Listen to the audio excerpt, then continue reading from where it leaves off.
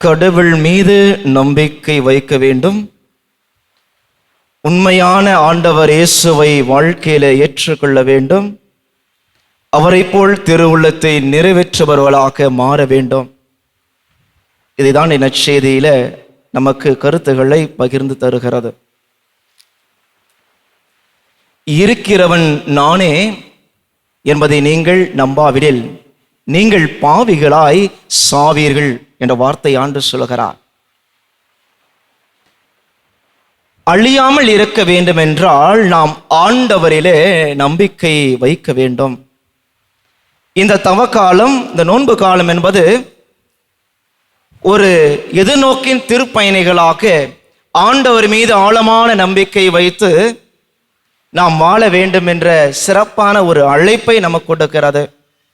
உண்மையுள்ள ஆண்டவர் கிறிஸ்துவை பற்றி இறைவார்த்தையோடு அறிந்து கொள்ளவும், அவரை போல் இறைவார்த்தையை திருவுள்ளத்தை நிறைவேற்றுபவராக மாற அழைக்கப்படுகிறோம் என்பதை நாம் சிந்திக்க வேண்டும். இந்த உலகில் நாம் எதன் மீது நம்பிக்கை வைக்கிறோம்? பெஸ்ட் கேள்வியாதான். இந்த உலகத்தில் நாம் எல்லாமே சொத்து சுகம் அழிந்து போகக்கூடிய பொருட்கள் மீது நம்பிக்கை வைக்கிறோம்.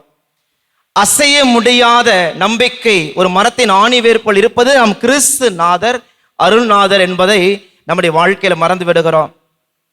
உங்க வாழ்க்கையில துன்பம், துயரம், வேதனைகள், நெருக்கடிகள் வருகின்ற பொழுதுதான் ஆண்டவரே உம்மை நோக்கி நான் கூவி அழைக்கிறேன், எனக்கு உதவி செய்ய மாட்டீங்களோ என்று சொல்லி அப்போதான் நம்முடைய விசுவாசத்தை அறிக்கை செய்கிறோம்.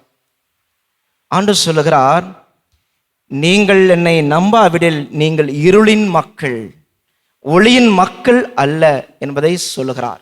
இல்லை என்றால் சாவீர்கள் என்ற அடுத்த திருத்தமான வார்த்தைகளை சொல்லுகிறார் ஆண்டவர் இயேசு.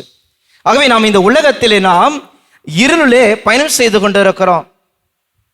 சூரிய ஒளி பட்டாதான் சூரியகாந்தி பூ சூரிய நோக்கி எதிர்த்து நிற்கும், அதை உற்று நோக்கும்.